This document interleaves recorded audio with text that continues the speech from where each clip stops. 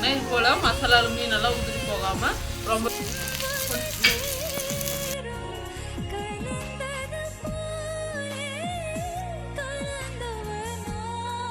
Hello friends, எல்லோரும் எப்படி இருக்கீங்க? நல்லா இருக்கீங்களா? இன்றைக்கி வாங்க சூப்பராக மீன் வறுவல் எப்படி செய்யலான்றதை பார்க்கலாங்க. இந்த மீன் பார்த்திங்கன்னா 2 கிலோ அளவுக்கு மீன் எடுத்துக்கிறாங்க. இது பார்த்திங்கன்னா ஏரியில் பிடிச்ச மீனுங்க, அதனால தான் சின்னதும் பெருசுமாக இருக்குது.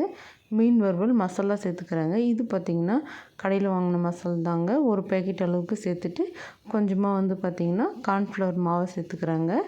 இஞ்சி பூண்டு பேஸ்ட் சேர்த்துக்கலாங்க. 1 டேபிள் ஸ்பூன் அளவுக்கு இஞ்சி பூண்டு பேஸ்ட்டு, 1 டேபிள் ஸ்பூன் அளவுக்கு காரத்துக்கு மிளகாய் தூள் சேர்த்துக்கிறாங்க.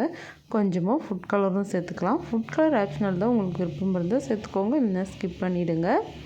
இதுக்கப்புறமா உப்பு 1 டேபிள் ஸ்பூன் அளவுக்கு சேர்த்துக்கலாம். கொத்தமல்லி கருவேப்பிலை நல்லா க்ளீன் பண்ணி வச்சுருந்தாங்க, அதை சேர்த்துக்கலாம்.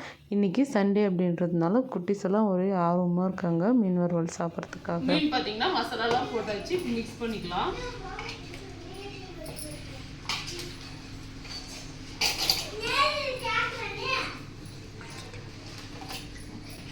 இன்றைக்கி சண்டே அப்படின்றதுனால பார்த்திங்கன்னா குட்டீஸோடு தான் இன்றைக்கி சமைக்க போகிறாங்க. மீன் வறுவல் நல்லா சுட சுட நம்ம பொரிச்சு கொடுத்தோம் அப்படின்னா அவங்களும் விரும்பி சாப்பிடுவாங்க. அதனால பார்த்திங்கன்னா மசாலாவெல்லாம் கலக்க ஆரம்பிச்சிட்டேன். மீனும் மசாலாவும் ஒன்று சேர மாதிரி கலக்கி எடுத்துக்கலாங்க. இந்த மீன் பார்த்திங்கன்னா ரொம்பவே டேஸ்ட்டாக இருக்குங்க. கண்டிப்பாக இந்த மீன் கிடைச்சா ட்ரை பண்ணி பாருங்கள். இவங்களும் பார்த்திங்கன்னா ஆர்வமாக இருக்காங்க.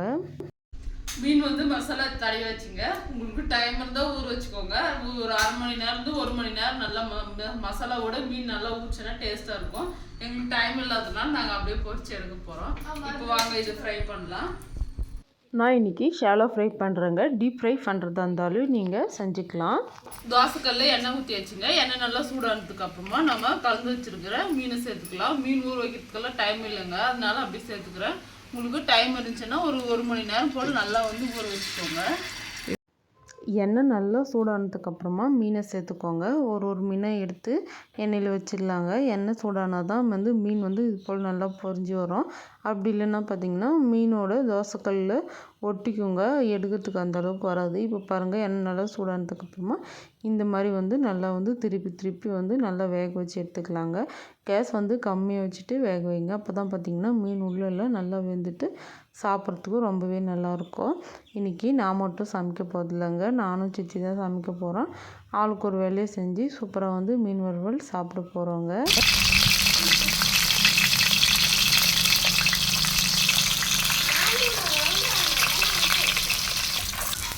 மீன் பார்த்திங்கன்னா நம்ம ஃபஸ்ட்டு போட்டிருந்தோம்ல, அந்த மீன் பார்த்திங்கன்னா இந்த அளவுக்கு ஃப்ரை ஆனது எடுத்துடலாங்க. நான் பார்த்திங்கன்னா அப்படியே எடுக்கலைங்க.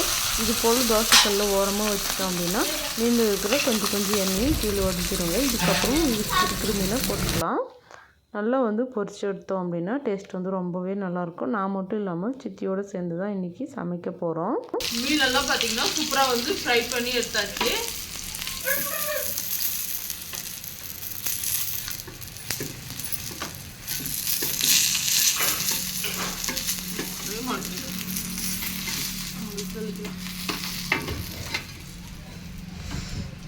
மீன் எல்லாம் ஃப்ரை பண்ணி எடுத்துகிட்டு இதுக்கப்புறம் இருக்கிற மீனை ஃப்ரை பண்ணுறதுக்கு பார்த்திங்கன்னா கொஞ்சமாக எண்ணெய் சேர்த்துக்கிறாங்க.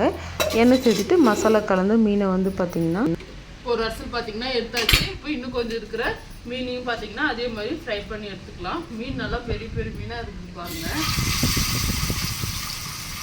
மசாலாவில் பார்த்திங்கன்னா இது போல் நல்லா கலந்துட்டு வச்சுக்கோங்க.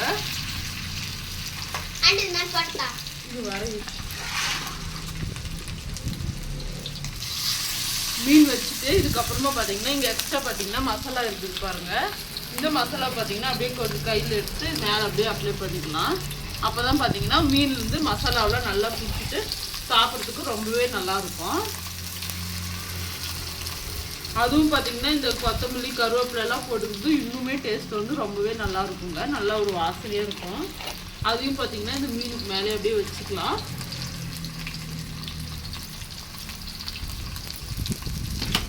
இது பார்த்திங்கன்னா நல்லா வேகட்டும். வந்ததுக்கு அப்புறமா பார்க்கலாம்.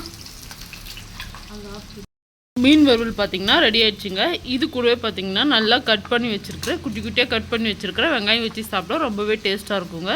இது கூடவே இந்த கருவேப்பிலையோடு சாப்பிட்டா இன்னுமே நல்லாயிருக்கும்.